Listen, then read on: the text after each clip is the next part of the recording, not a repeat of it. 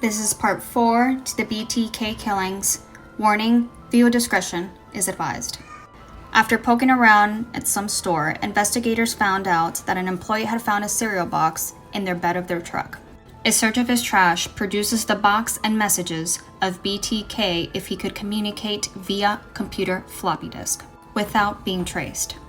After an undercover detective makes arrangement with the Wichita Eagles, the paper runs a classified ad that reads, "Rex, it will be okay. Contact me, P.O. Box, first 4, reference numbers, at 67202.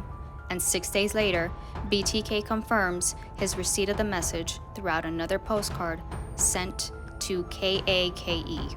February 16, 2005, a computer disk breaks the case open. A computer disk who arrives by mail is relayed to cyber cop Randy Stone, who uncovers BTK's message about checking an index card, along with hidden metadata that reveals the disk had to be used by Dennis at Christ Lutheran Church and Park City Library.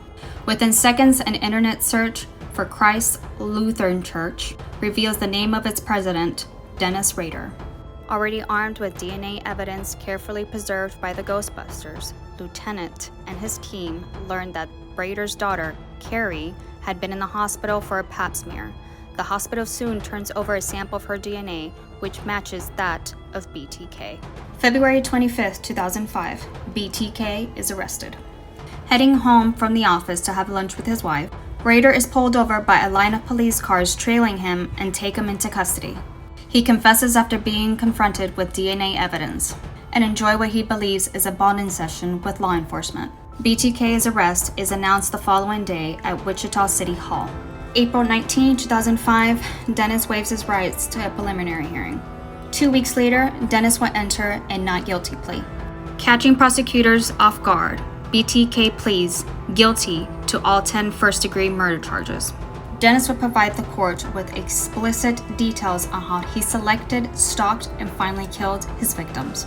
His lawyer notes that they went with the plea guilty due to overwhelming evidence against his client and the lack of firm legal footing to enter an insanity plea. August 18, 2005, Dennis is sentenced to 10 consecutive life sentences in prison.